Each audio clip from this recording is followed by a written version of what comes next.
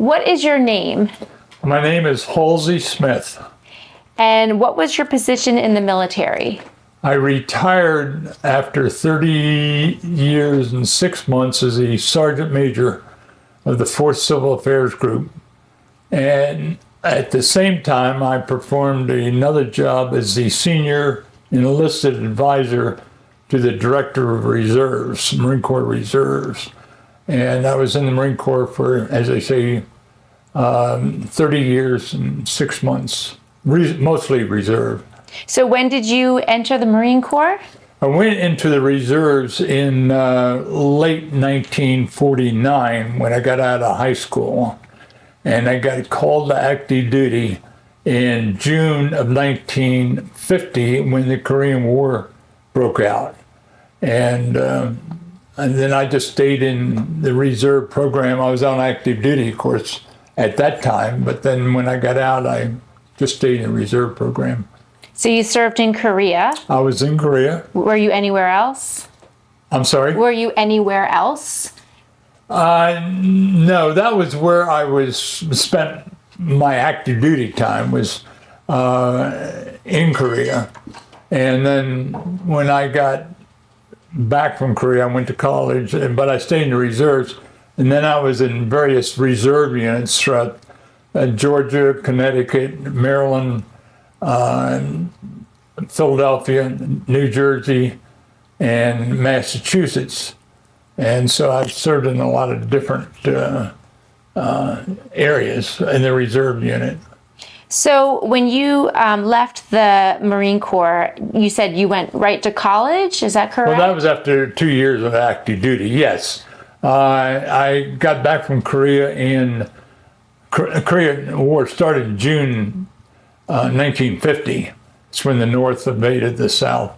And we were called to active duty, and I was in Korea from September 1951 until July 1952. And then when I got out after I came back as a reservist, and I wasn't discharged, but I was released from active duty. Then I went to school, and I just stayed in the reserve all that period. Now, what made you interested in joining the American Legion? Well, that's an interesting story because I never was particularly interested in joining. My vision at that time was a bunch of World War II guys sitting around a bar drinking at 10 o'clock in the morning, and that was not my lifestyle. So I just sort of dismissed it.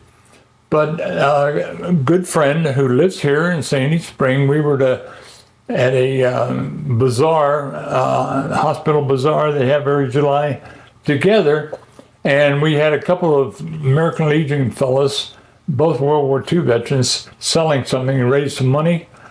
So he said, well, why don't you join the American Legion? And he was a member. And still is a member. And so anyway, he said, we got a couple of guys down here. They'd love to talk to you. So I said, okay. So I went down there. Well, they took me into it. That was about 20 years ago. And they're all, other than my friend who's still here and is well known in Sandy Spring, his name is Bill Thomas. He's a 5th generation of Sandy Springer. He's 4 generations of father, grandfather, on back. And he was the head of the fire department and very active in the Lions Club and various sundry. And he was in the Air Force. But he's the one that talked me into it. When I say talked me into it, he kind of directed me into these other 2 guys who I immediately liked when I met them. And they were not pressuring, and we just had a nice chit-chat. And I thought, well, this isn't what I thought I'd be running into. And so I joined, and I've enjoyed it very much. What is your role in Post 68? Well, I joined, as I say, about 20 years ago. My first job was as the adjutant, which is sort of like a secretary, took minutes and that type of thing, answered correspondence. Then I became commander, keep in mind that all the other fellows, or most of the other fellows in our post, were World War II veterans. So every year we would lose several of them. I mean, they were getting old. And then I became commander, and I all of a sudden became the oldest guy there. And the ones that were still alive, they'd either been commander or they weren't interested. So I just continued on commander until for about 15 years, and it was an exciting time, and I enjoyed every minute of it. And we had a small group. We didn't do a whole lot, but we managed to, during that course of 15 years, we sponsored a scout baseball team of boys. These are boys up to their age 18, and we won the state championship. And this was 15 years ago, I guess. And then we were looking for a fundraiser, and we sponsored the at the hospital bazaar grounds the circus, and we did that for about 3 or 4 years. We raised some funds, and the circus people were a delight to work with, and so we did that. And we did other things, but those were two of the main activities I was involved in as a commander. Now, how about now? How do you interact with the community now? Well, as you get older, I don't interact with the community as much as I used to. At the time I was commander, at one point I was also the president of the Sandy Spring Lions Club. And so I had a dual job for a year, but it was not bad. And I enjoyed it both. But being active in the community is important. And I was involved in handling, through the Lions Club, medical equipment, hospital beds, walkers, canes, crutches, nine. Yeah. And we still do this. We loan it out, equipment out to anybody that has a need. They don't have to have a financial need. If they want a walker, if they want a bed, or if they want a crutch or a cane, we'll provide it if we know about it. And it's on a loan basis, and most of them, when they're through with it, they don't want to keep it. They'll turn it back and we reissue it. And a lot of people get this equipment through Medicare or through other insurance programs. But when they don't want it any longer, what are they going to do with it? So they give it to us. We got about 4 trailers full of equipment as we speak, and we keep them up in off of 198. We have trailers up there, and we have our current president of the Lions Club is doing the job that he took it over from me several years ago, and it's a fair amount of work, but you feel good, particularly when you're able to provide something of a tangible nature to someone who has a need. And a lot of it, they've had a hip operation, they need this equipment or that equipment.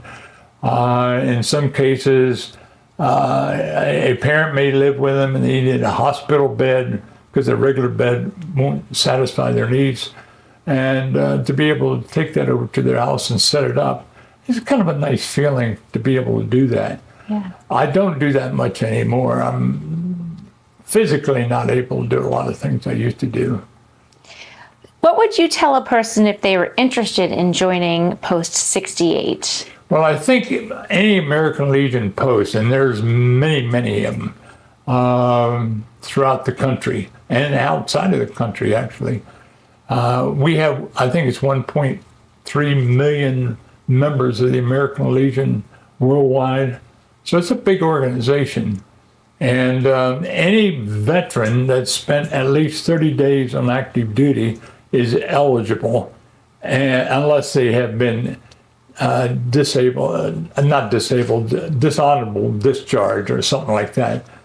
But and most American Legion members are in name only. Our biggest post is our holding post.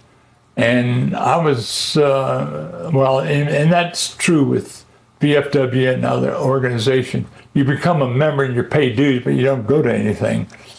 And in the case of American Legion, I joined because of the story I just told you.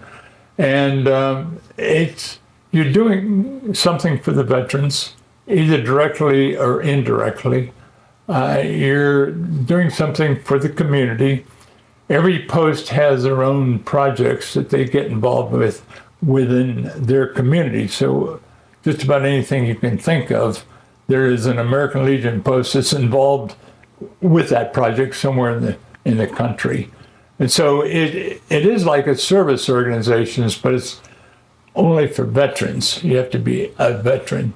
And a lot of veterans, members of the American Legion, are members only, but they want to financially support. They just don't want to get involved because of a variety of work-wise, family-wise, whatever. And they don't come to meetings. Most posts meet at night. And in our case, we changed from nighttime to 2 o'clock Monday afternoon, first Monday of the month, because of that reason. Everybody in our post was getting too old. They didn't like to drive at night, and when you get into your late 80s and 90s, you can't do what you did when you were 30 and 40. So it's worked out well. We didn't lose anybody because we went at night. We really didn't gain anybody.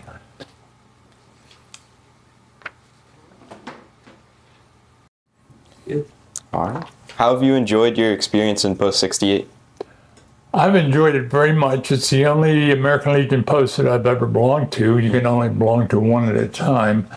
And it's been a good experience. It's educational. I've learned a lot. The important thing in life, I think, one of the important things in life is to give back. Give back to the community, give back to your groups of people that you friends with, whatever the case may be. And it's a way of giving back and to helping those veterans who need help. And we still have, in spite of the fact that we're not in a shooting war at the moment, we still have a lot of wounded veterans who still suffer. The VA does a very good job, but it's almost an insurmountable job with a number of disabled veterans throughout the country. And a lot of them continue to need not just medical, but other types of services. And there's a lot of organizations that do a wonderful job in taking care of veterans. I had the good fortune of attending a ceremony about 3 years ago, right outside of Laytonsville, where a fireman, a 9/11, was leaving his post to going home after his time of duty, and he heard on his radio about the planes hitting the buildings.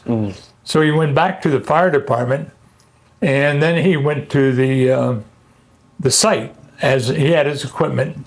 And unfortunately, he died at the scene. Didn't have to go back, but he felt compelled to. And his family have a charter, and they built a home outside of Laytonsville for a wounded veteran who had lost both legs and part of one arm, and they had a dedication. And it was a wonderful dedication. One of the American Legion posts in Manassas, or in Maryland here, provided the color guard. They had a flagpole set up. The house was built for disabled, so everything was lower because he's in a wheelchair. Yeah. And it was a heartwarming experience just to be a part of it.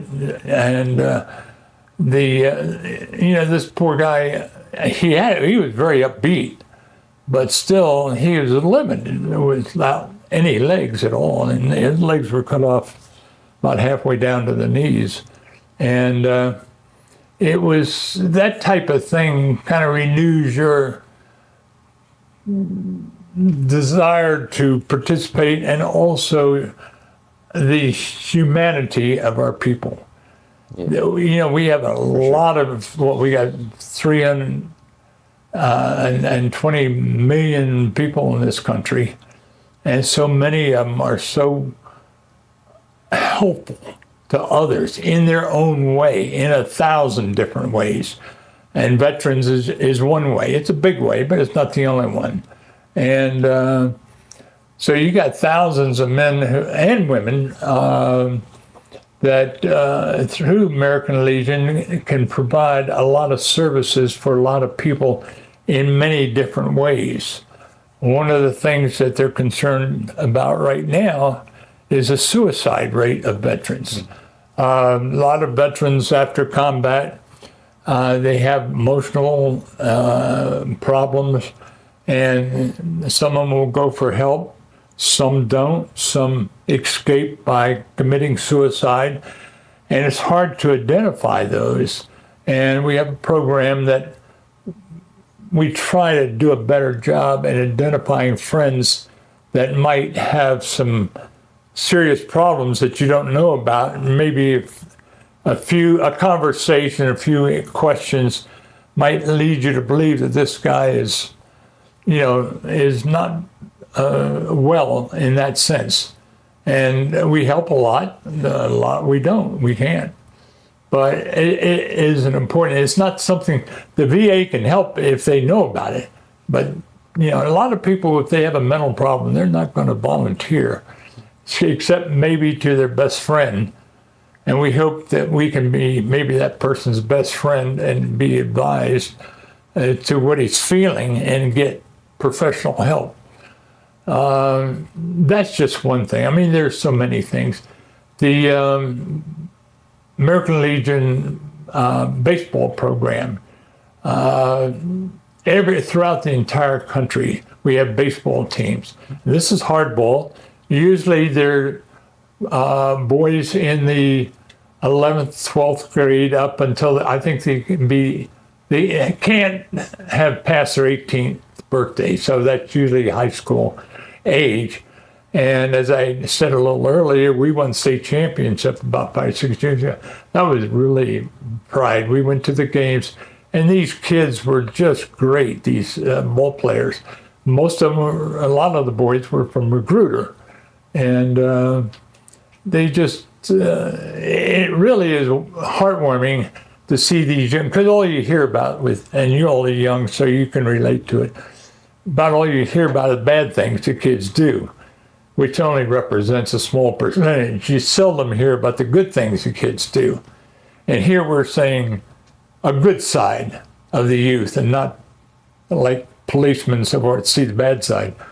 So it puts things in perspective, and it gives you faith that the country is on the right path. And we deviate occasionally, but essentially we are. And the youth is, and I have been associated with the young men that are in the service, particularly in the Marine Corps. And that's another group. And they're the same age group, you know, right out of high school for the most part. So they're 18, 19. And they're just a great group of young men who join the Marine Corps for whatever reason, and doing something for their country, which is heartwarming, actually. Mm-hmm. And I'm very proud of our younger generation. Sometimes we don't show it, but I think most people are. That's really great. What does being a member of the American Legion mean to you? What? Sorry. What does being a member of the American Legion Well, I think it's just what I said. Yeah. It's giving back. Giving back. It's helping those that need help, and in 1,000 different ways. Not just medical, you have the VA, but you have a lot of different programs for the disabled. You have golfing programs for those that have lost their legs and or arms. You have other programs for others that have different types of disabilities. And there are organizations out there that they dedicate themselves to helping these veterans in whatever area they might choose. And that's very good. Again, that shows the generosity of the American people and businesses. So if you get distorted once in a while and think, we're, as a country, we're going downhill. Well, in some respects, maybe we are, but in the big picture, we're not.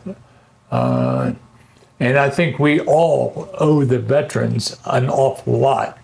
When you think of all the war from 1775 through the Vietnam War, which is over, 50 years ago, and World War I, World War II, Korea, and so forth, we have sacrificed a lot of young men, and not necessarily to protect ourselves, but to protect our way of life in the world.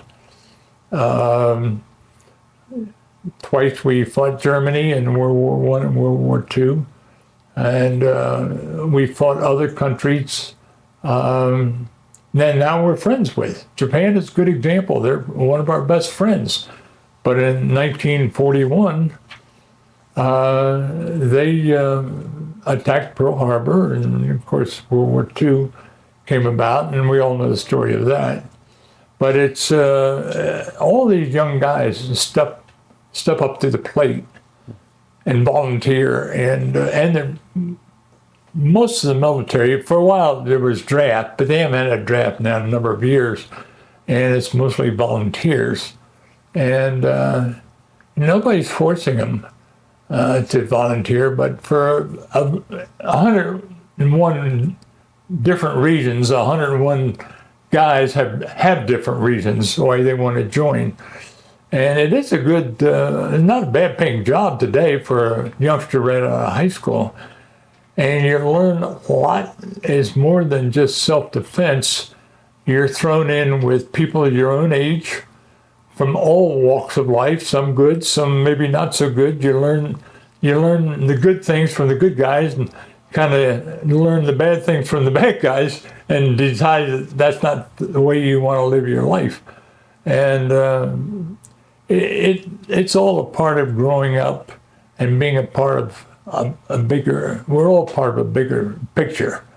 If we looked at ourselves as the ultimate, we wouldn't last long. You've got a God up there that looks after all of us in one way, shape, or form.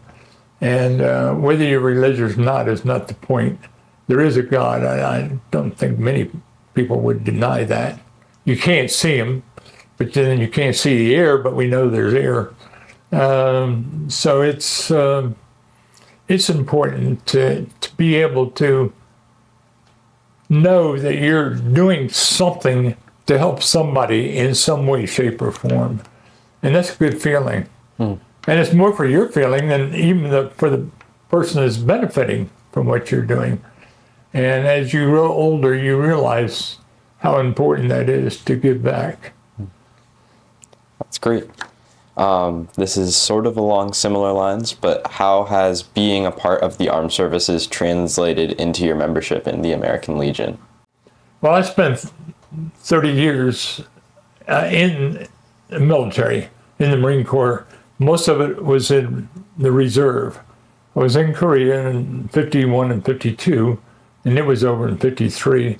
Then I stayed in the reserves, and every month I'd go down to the last several years, the Navy Yard in Washington. I was Sergeant Major of the 4th Civil Affairs Group, and I learned a lot in the reserve program, some funny stories, and we had mostly officers. Civil affairs is a military group that when they go into a combat situation in a town that has been freed, they go in there and help the local leaders redo the infrastructure, the plumbing, the water, that type of thing. a lot of them are lawyers, so they get into international law and that type of thing. Most of the reserve units in the Marine Corps, as far as I know, and I don't have any statistics, are rifle companies, infantry type. But you have every other, tanks. Well, we don't have tanks anymore, but you have the air wing, you have artillery supply, you have intelligence. It just goes on and on and on. Just about any job that you'd be interested in, there's a position in the military. Not all of them in the Marine Corps, but in the Navy, in the Army, in the Air Force. You like flying the Air Force. It's great. The Army has a lot of pilots. In fact, I've been told they have more pilots than the Air Force. I'm not sure if that's true or not, but of course the Army is the biggest of all of them. They're about 1 million, and the rest of us are maybe about 1 million, all the others combined. So it's about 2.5 million men at any given time. So it's an experience, and in the eyes of many people, you learn more in the military than you might learn at college. Now let me phrase that. You're not learning necessarily a skill, except people skills. When you're in the military, you're surrounded by many people your own age, and you learn quickly to get along and to listen to commands from your seniors who tell you to do something.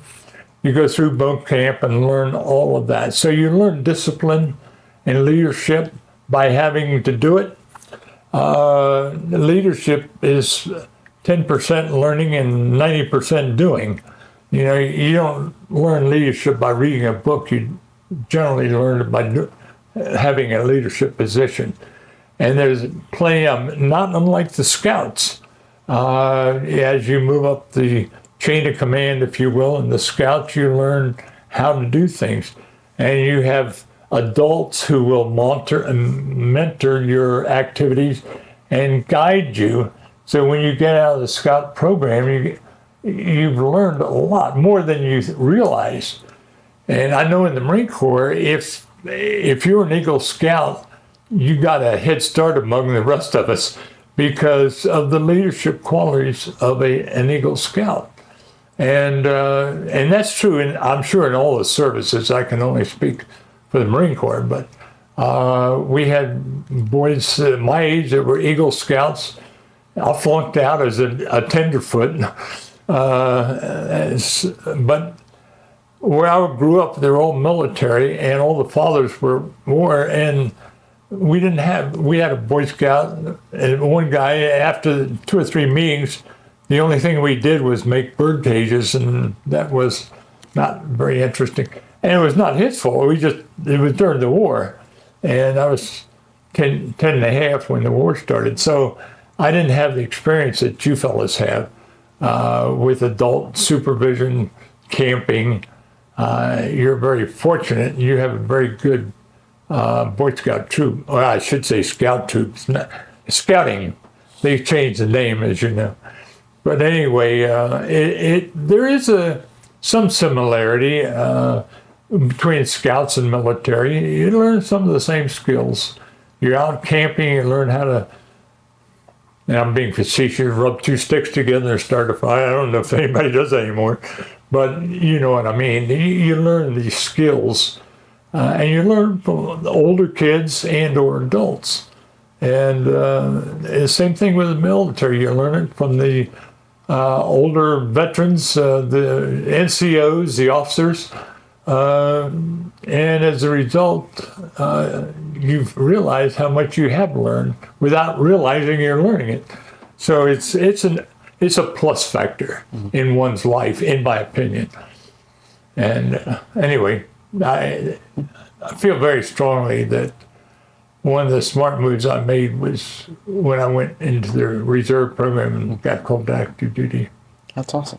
So would you say that your experience in the American Legion is sort of like almost that coming full circle, and now you're sort of... That's a good way of saying it. Yeah, because we're obviously American Legion, we're not under arms, and we don't fight anybody.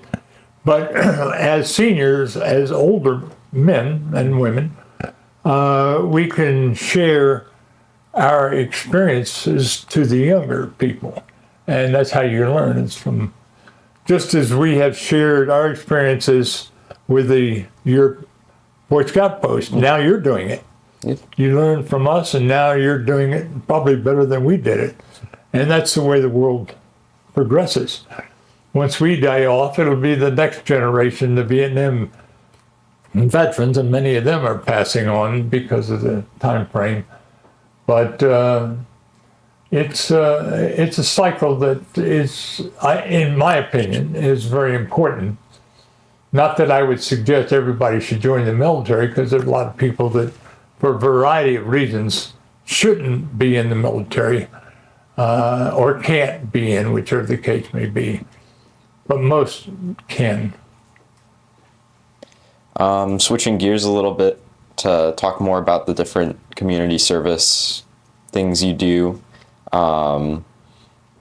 You do the annual Only Days Parade and the Laytonsville Parade. Sandy Spring Parade. Sandy Spring Parade. Yeah. Can you tell us a little bit more about that? Well, as far as community service, when I joined the Lions Club in Washington, and I was there for 20 years, and I transferred up to Sandy Spring Lions Club, which was and is a very active Lions Club. And their service is service to the community. That is what they're here for. And when I came up here, I was King Lion, or president, as we call him, a couple of times.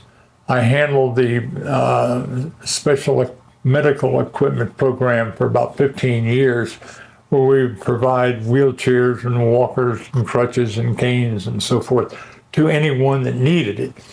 And it has grown since that time. We have, I think, 4 trailers full of stuff.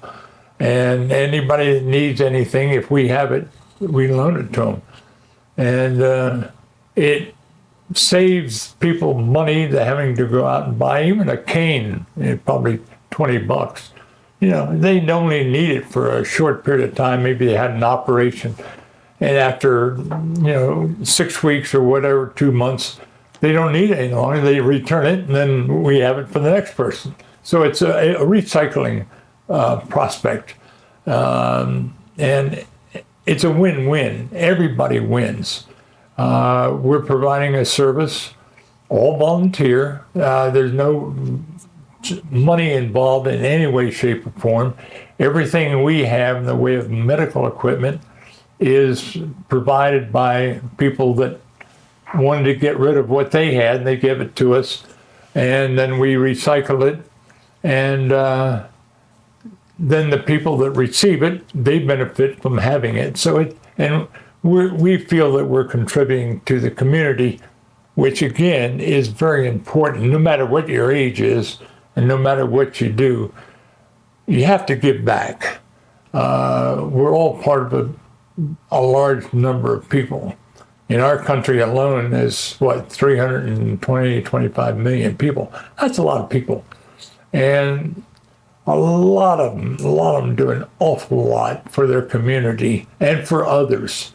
And it's heartwarming when you hear about some of these stories that you read about in the paper, where some person did this, some kid did that, and helping someone else. And it renews your faith in humanity, and that's important. And the Reserve, or the American Legion, is similar in nature. We don't do as much for the community, except in the parades and military type activities. But it still adds to the community.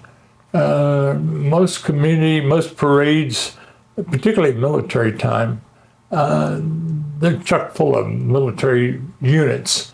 You get into Washington, D.C., and about half of them are military, Army, Navy, Marine Corps groups that are marching Constitution Avenue in celebration of Memorial Day or whatever the case may be. Awesome. Can you tell us a little bit more about the Memorial Day flag ceremonies and also the importance of the proper flag retirements? Well, the important, and you have the Boy Scouts have a good manual on flag, proper care of flag. In fact, I have one at home. That's what I go by, the Boy Scout. It's important. From our perspective, two things. We used to put a flag out every veteran tombstone in about 7 different cemeteries. But it got to the point where so many of the stones you couldn't even read, or they just had a name, so you didn't know if they're veterans or not. And it got to be very difficult. You go to the archives of that cemetery, and they may or may not have good records. So we decided, I'm going back now before I became a member, we slowly emerged to the point of putting 13 stars around, 13 flags around the flag at the cemetery. Just 13 states, just the arbitrary number. And that would represent all the veterans of all the wars. You get Civil War veterans and World War I veterans, in some of these cemeteries, and you just don't know who they are. And we didn't want to slight anyone, so we decided to do that about 10, 12 years ago. And the Boy Scouts used to go out with us, and we'd go out a day before and put these 13 flags around their major cemetery flag, and then we'd walk up to it and render a salute, what you do today. And 5 or 6 years ago, as commander, it occurred to me that because we were getting older, it was more difficult for some of our members to do this. And you learn faster by doing than by watching somebody else do. And so I talked to the scout leaders at that time about maybe getting involved in it. And they endorsed you, and you do it all now. We're in attendance, but you guys run it, do an excellent job. And every year there's new scouts coming in. So it's an ongoing learning process. You don't have the same guys doing it today that you had 10 years ago. They're not in the troop anymore. But it is important. And I think when you're doing things, you feel better than just watching somebody else do it.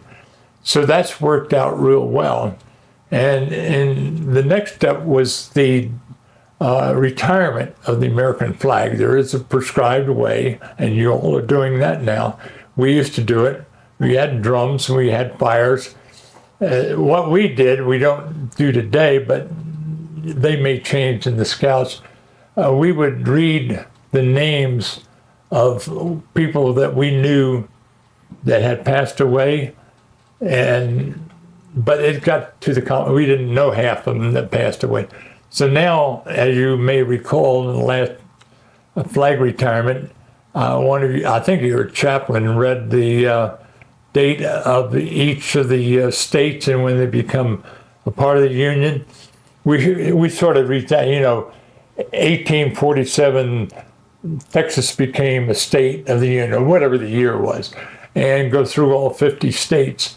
And that's a little bit educational too. You kind of see that from the beginning to the most current, which is Alaska and Hawaii, and they were done in my lifetime, but all the others were way before my time.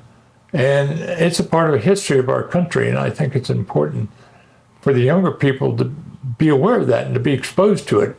I don't know if they teach that type of thing in school anymore or not, but it's good. And the Scouts do a good job. They take it seriously. And so everybody wins. The community wins because of the participation. The Boy Scout wins because he's learning something and he's engaged in something that is important. So it's American Legion has been a very strong supporter of the Boy Scouts going way back. And And most of them are still involved in some way, shape, or form with a local scout organization. Not all of them, because there may be 3 or 4 scout troops and maybe 1 American Legion group, so you can't be everything to everybody. But it's important to carry on a tradition that has value. And the burning of the flag is important because a lot of people don't know how to retire the American flag.